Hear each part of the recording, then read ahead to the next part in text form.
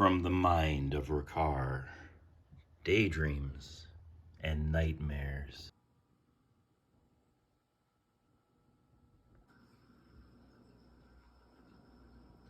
It was scorching in the desert. The sun was going down.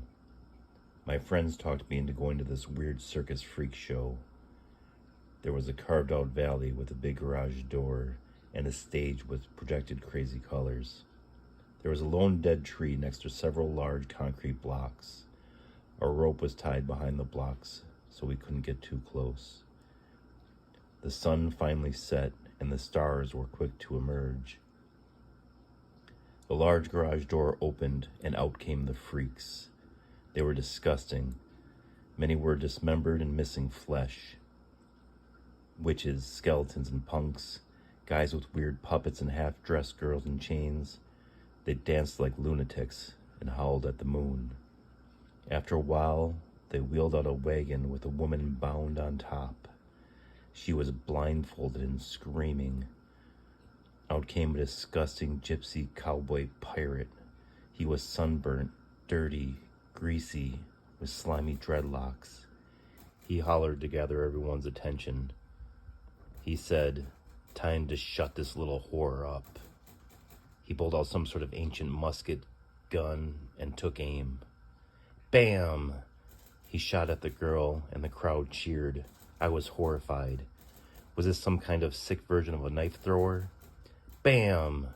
The poor girl wiggled, trying to dodge.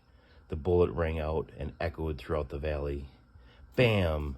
I did not like this kind of sick entertainment. My friends didn't seem to be bothered. Bam! The bullet tore through the girl's dress. I just wanted to leave, even if this was fake. The way she was tied up had to be extremely painful, not to mention the humiliation she must feel. Was this voluntary, or was she some kind of prisoner? The dirty pirate cowboy looked at his gun, then stuck the barrel right up to his eye and dangerously looked inside. He said, "The gun isn't the problem. Must be something wrong with the ammo." He reached into his overcoat and grabbed a little green bag. He said, "Don't worry, I have magic bullets," and poured them into the barrel of the gun. He spilled them all over, and they sparked and smoked. He took aim at the tied-up girl who was squirming for her life. Without taking down his aim, he turned his head to the crowd and said, "Y'all better take cover. This is gonna be a big boom." Hardly anyone listened. I hid behind one of the concrete blocks, and my two friends hid behind the one next to me. The dirty pirate cowboy said, "Time to put this bitch down." He cocked his hammer, and boom! I couldn't hold my eyelids any tighter. My ears were instantly ringing. With all my might, I dug my fingers into the dirt to hold on and prevent myself from being blown away. The force and pressure was so strong. Oh God, why did I let them talk me into coming here? Finally, it calmed down. I looked around, but the crowd was gone. I must have passed out. The sun was rising. I looked where the dead tree was. There was now a hut. There's a face on it that looks like my friend. Was that my other friend next to it? As I walked over to them, the garage door opened and out came the freaks. They were unharmed because they were hidden from the blast. As if it was all part of their plan.